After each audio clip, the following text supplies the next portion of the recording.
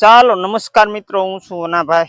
મારા નવા વિડીયોમાં આપ બધા દર્શક મિત્રોનું હાર્દિક સ્વાગત છે. અને આજે આપણે આવ્યા છીએ ઐતિહાસિક ગામ એટલે કે ઝાંઝમેર ગામે. તો ઝાંઝમેર ગામે એક સરસ મજાનો ગઢ છે અને એક કિલ્લો પણ, જે કિલ્લો અને કાંગરો પણ બતાય છે, એ પણ તમને વિડીયોમાં બતાવ્યું છે મિત્રો. તો કન્ટિન્યુ મારા વિડીયોમાં લાગી રહેજો. તમને આ જે ન જોયા એવા ઐતિહાસિક સ્થળો હું તમને બતાવું. તો જે મિત્રો નવા હોય મારી ચેનલને સબસ્ક્રાઇબ કરજો અને વિડીયો ગમે તો લાઈક કરજો. જો મિત્રો, આ ઝાંઝમેર ગામનું મુરલીધરનું મંદિર છે બાજુમાં, અને આ છે ને ધર્મશાળા છે. અહીંયા વર્ષો પહેલા કોઈ સાધુ સંતો આવતા તો એમના ઉતારા આની અંદર રાખવામાં આવતા એમ કહે છે. તો આપણે આ ઝાંઝમેર ગામના જ રમજુ બાપુ, એમને આપણે મળીએ અને એમની સાથે થોડીક વાત કરીએ. તો મળીએ આપણે ઝાંઝમેર ગામના રમજુ બાપુને. બોલો બાપુ. આમાં હું ખરેખર તમે કીધું ખરેખર પેલા ઝાંઝરથી વળે ઝાંઝર બંધેલું. આ વાય બધું બધું બધા એ ઝાંઝરથી વળે. પછી રાઠોડભાઈને ખરેખર દીકરીને કાપડામાં આપ્યા 24. અહીંથી એક નહીં પણ 24 આપણે ભણની નદી લગી સમજ્યા, કાપડામાં પહેર્યું. અને આ બધું ખરેખર જૂનવાણી જે બનો કે તાકાત દોરો છે એ છે. તેની કે ખાખ મારા બીજો ગમે આવે એના ઉતારા તરીકે ઉતાર દેતા રાંધતા હતી જો ને મંગાવા ગયું.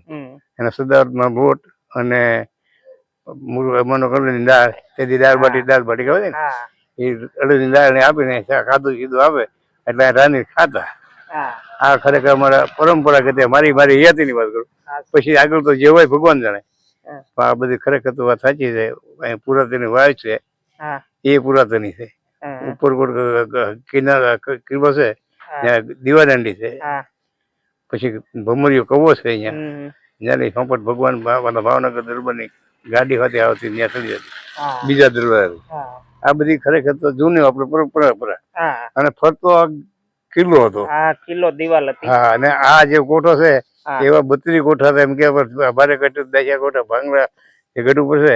એને જોઈ બીજા કોઠા પડી ગયા અત્યારે વાકું દિવાલે બધું જ્યાં અહીંયા પડી ગયા મને અને વાળી દીધા બધું. બહુ જૂનું ગામ ને રજવાડા વખત ગામ ને અહીંયા રજવાડું જ હતું. આ ઝાંઝમેર 24 કહેવાતું, 24 ઝાંઝમેર 24 કહેવાતું. ને અહીંથી લગધીરસિંહ બાપુ વાજાએ પણ એમ કહેવાય કે રાજ કરેલું. અને ગોપનાથ ની અંદર 1300 વીઘા જમીન જેને દાનમાં આપેલી, એ લગધીરસિંહ બાપુ આ ગામ ની અંદર રાજ કરેલું બાપુ, બરોબર છે ને? હા. પણ જે કાપડામાં ઝાંઝરસિંહ બાપુ એ આપ્યું પછી એમને વાળા વંશે અહીંયા રાજ કરેલું. લગધીરસિંહ બાપુ એ આ ઝાંઝમેર ઉપર રાજ કરેલું અને ત્યાંથી ઝાંઝમેર વસાવ્યું. હા, ત્યાંથી ઝાંઝમેર વસાવ્યું. અને ગોપનાથમાં એને ઘણી 1300 વીઘા જમીન દાનમાં આપી, બરોબર. તો થેન્ક યુ રમજુ બાપુ, તમારો ખૂબ ખૂબ આભાર. ભગવાનની દયા સાચું છે. આ ગામ છે ખૂબ જ ઐતિહાસિક છે, પરંતુ આપણે જે કઈ પુરાવા જે મળ્યા એ પ્રમાણે આપણે વાત કરી. જો મિત્રો, આવી દિવાલ હતી ઝાંઝમેરની પરથી.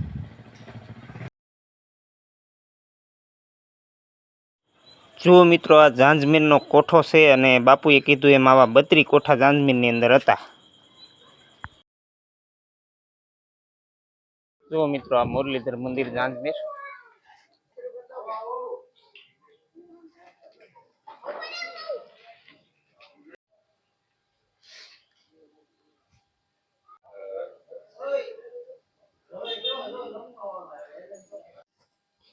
જો મિત્રો, અહીંયા વાવ છે, પરંતુ થોડુંક અઘરું કામ છે, અવાવરું જગ્યા છે. આપણે ઐતિહાસિક વાવ છે એટલે આપણે જઈએ અહીંયા.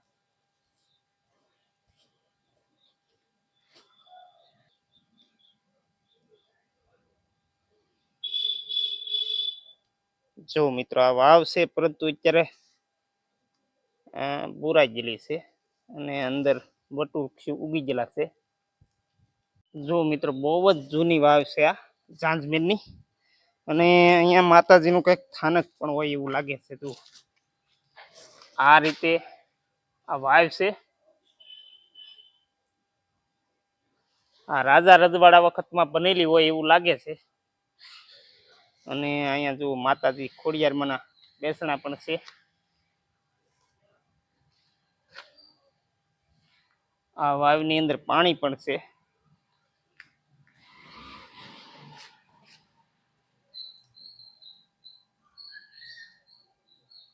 જુઓ મિત્રો, ત્યારે અંધારું છે એટલે આમાં નહીં આવે, પણ ઉપલો નજારો તમને દેખાડી દઈએ. ચાલો મિત્રો, આપણે જઈએ ઝાંઝમેરના ગઢ માથે.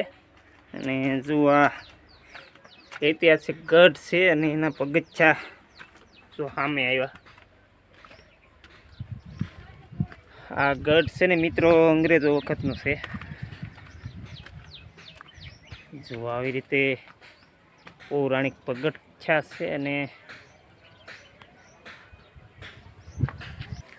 હવે આપણે ચડીએ.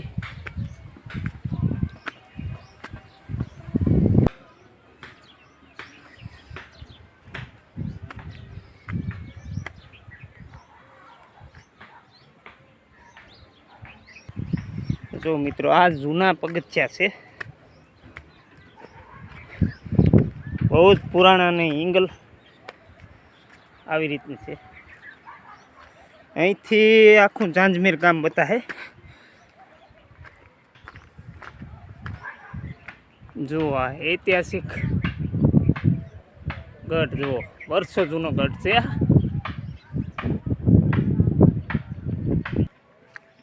જો મિત્રો, આ છે ને ઝાંઝમેર ગામનો ગઢ છે. અને આ ગઢની માથે દીવાદાંડી પણ છે. અને વર્ષો જૂનો એટલે કે અંગ્રેજો વખતનો આ ગઢ છે. આપણે આ દિવાલ છે ને ગામ ફરતી આવી દિવાલ નીચે હતી, પણ હાલમાં છે ને મિત્રો, કારણ કે એ દિવાલ પાડીને લોકોએ હાલની દિવાલ બનાવી નાખી છે. અને જો આ રીતે અત્યારે આ અંગ્રેજો વખતનું ગામ છે. અહીંયા એક રાજધાની હતી અને અહીંયા ઝાંઝરછી વાળા નામના એક રાજવી રાજ કરતા. તો આપણે જઈશું અંદર. આ રીતે જો મિત્રો, આપણે ગઢ ઉપર આવી ગયા. અને આવી રીતે ખેતરો અહીંયા નીચે બતાય છે. નાળિયેરોના વન છે. અત્યારે સુરત દાદા પશ્ચિમ તરફ ગયા છે ને હાથ થમવાનો ટાઈમ છે એટલે આમાં પડે. પણ જુઓ આવી રીતે. અને હા, મેં છે ને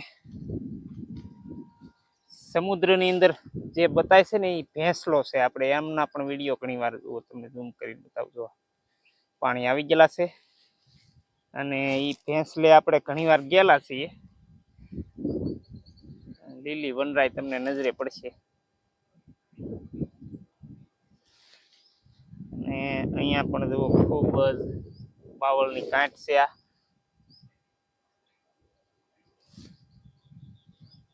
દૂર દૂર છે ને એ સમુદ્ર છે. આ લીલી વનરાય. અને આ છે ને મિત્રો, આપણે ઝાંઝમેર જે ગઢ માથે દીવાદાંડી છે ને એ દીવાદાંડી આ રાત્રે પ્રકાશિત થતી હોય છે. અહીં સરસ મજાનું લોકેશન બહુ સારું છે.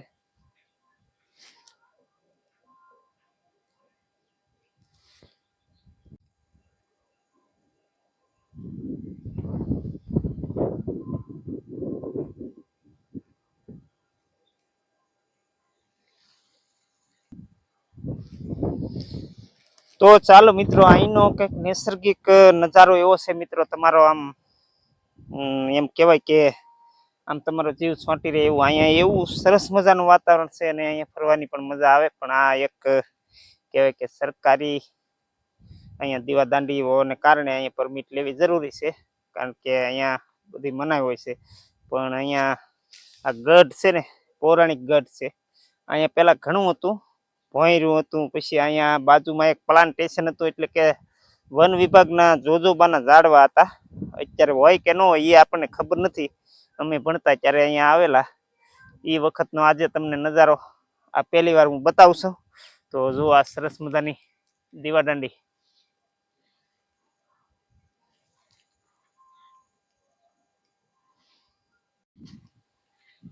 જો મિત્રો, આ જૂનવાણી પથ્થર એટલે ભૂખરા પથ્થર પહેલા જ્યારે છે ને આમાં બધા કોતરકામ કરતા. અહીંયા આપણે એક માતાજીનું સ્થાનક છે, ત્યાંના પણ દર્શન કરી આવ્યા ગઢ માથે. અને પછી પાછા આપણે છે ને ગઢ ઉપરથી આપણે ઝાંઝમેર ગામનો નજારો જોઈશું. અને એમનો બધોય વિગતવાર માહિતી તમને આપું, મને ખ્યાલ છે ત્યાં સુધી. મિત્રો આ ખોડિયારમાંનું સ્થાનક હોય એવું જણાય આવે છે, અને આ માતાજીની ધજા પણ અહીંયા છે.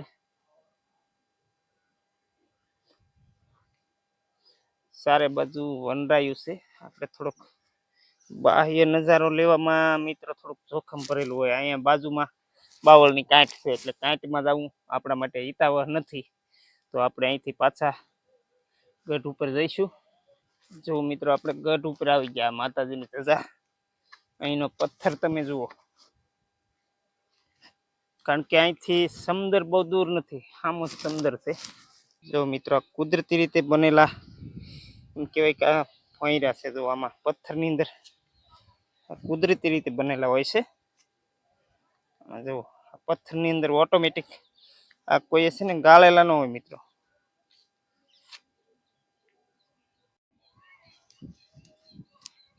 જો મિત્રો આ છે ને ઝાંઝમેર ગામ છે. આપણે ગઢ ઉપરલી સીન લીધેલો છે, અને હા મેં છે ને ગોપનાથની દીવાદાંડી બતાવી, પણ આમાં આપણે ઝૂમ કરીશું તો રેળાઈ જાય. થોડુંક કરીને તમને દેખાડું, જો બતાય તો ગોપનાથની દીવાદાંડી બતાય છે. હા મેં દઉં આખી બતાય. અહીંથી ગોપનાથ છે ને 6-7 કિલોમીટર દૂર છે, પણ દરિયા કિનારે રહું ને એટલે દીવાદાંડી એની દેખાય છે. અને હા મેં ભેખ જેવું બતાય ને એ મસ્તરામ ધારા છે. અને આ સરસ મજાનું નૈસર્ગિક ગામ ઝાંઝમેર ગામ છે. અને અહીંયા ઝાંઝરસિંહ વાળાની રાજધાની હતી મિત્રો. આઝાદી પહેલા ઝાંઝરસિંહ વાળાની રાજધાની હતી, ત્યારે એમણે વાજા રાઠોડને કાપડામાં રાજધાની આપેલી. પછીથી અહીંયા વાજા રાઠોડની રાજધાની પણ કહેવાતી, પરંતુ હવે આઝાદી આવી ગઈ પછી આ ગામ એમ કહેવાય કે સ્વતંત્ર ભારતમાં ભળી જાય પછી આ ગામડા બધા એમ કહેવાય કે સ્વતંત્ર બની ગયા. જો મિત્રો આ ગઢની દિવાલ છે, પેલાનું સણતર મિત્રો જુઓ પથ્થરનું. આ જુઓ મિત્રો ગેટ હતો. આપણે અંદરથી આ સીન લઈ રહ્યા છીએ. ગેટ હતો, ગેટની અંદર પણ પથ્થર તમને જૂના પૌરાણિક બતાવી આવે છે. જો આવી રીતે તરછુડ કરેલા હોય, માતાજીનું સ્થાનક કરેલું હોય પહેલાનું, અને માતાજીની કૃપા હોય. આ રજવાડા વખતના ચિહ્નો હોય છે મિત્રો. તો આપણે નીચે ઉતરીએ છીએ.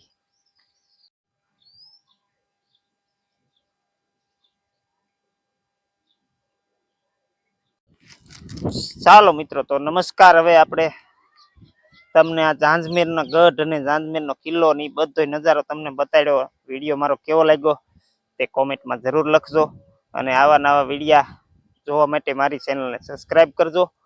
નમસ્કાર. અહીંયા વિડીયો પૂરો કરીએ. સીતારામ.